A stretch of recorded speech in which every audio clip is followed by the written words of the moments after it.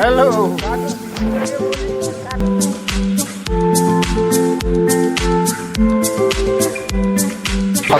शिव पवित्र जनै लाउनु हुन्छ शिव पवित्र धारणा मन्त्रदान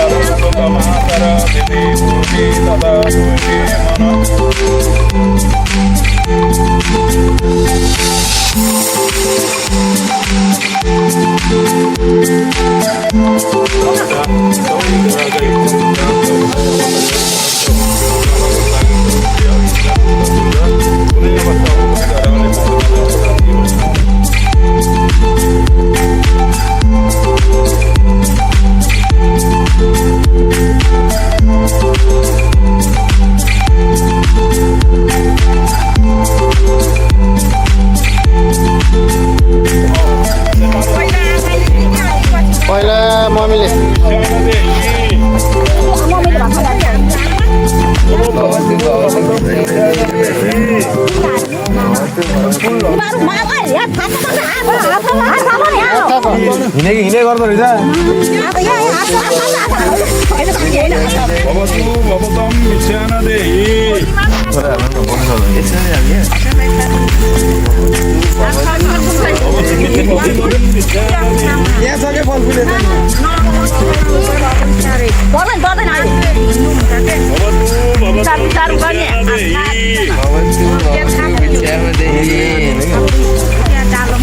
धेरै छन् कि तिमी मान्छेहरू यहीँ अर्को छैन मान्छे यसो चारैतिर पाउनु पर्छ नि तिमी मान्छेहरू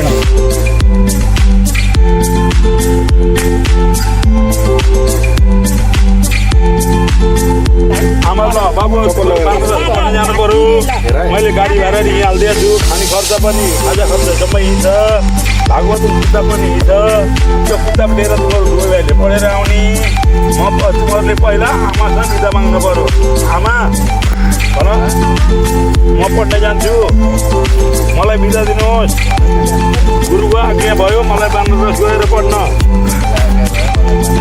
आमाले भन्ने बाबु तिमीले हामीलाई छोडेर नजाऊ तिमी बिना रहन सक्दैनौँ बाबुहरूले भन्ने आमा विद्या भनेको ठुलो कुरा हो। म भागवत पढेर आउँछु अनि तपाईँको सेवा गरेर बस्छु। मलाई अहिले हाँसी हाँसी बिदा दिनुहोस्। आमाले भन्ने बाबु यस्तो टाढा बाटो तिमी जाने कुरो नगर। 4 कोसी झाडी पार गर्नुपर्छ। बाघ बँदेलको डर हुन्छ। 4 कोसी झाडी पार गर्नुपर्छ। बाघ बँदेलको डर हुन्छ। त्यसो भएर नजाऊ। तिमीलाई मैले 10 महिना गर्भमा राखी जन्माई हुर्काई 10 धारा दुध खुवाई। आज तिमीले हामीलाई छोडेर गयौ भने हाम्रो पुराण रहँदैन। बाबुले भन्ने आमा त्यस्तो दुःख नमान्नुहोस्। हामी तपाईँको सेवा गर्न आउँछौँ। गुरुको आज्ञा हामीले पालन गर्नै पर्छ। हामी पढ्न जानै पर्छ।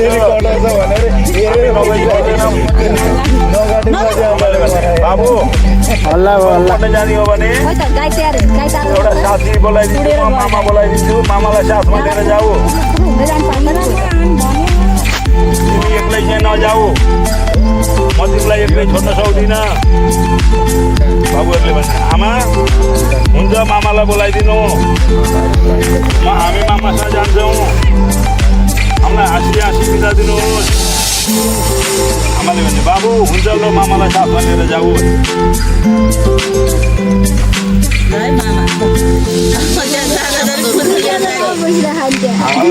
नरोइदिएँ मैले भन्ने कुरा धेरै छ।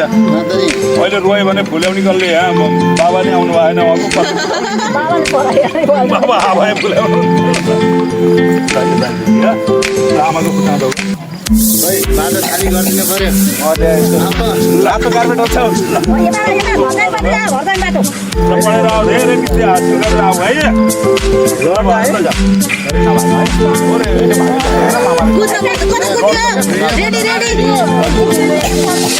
धेरै गयो भने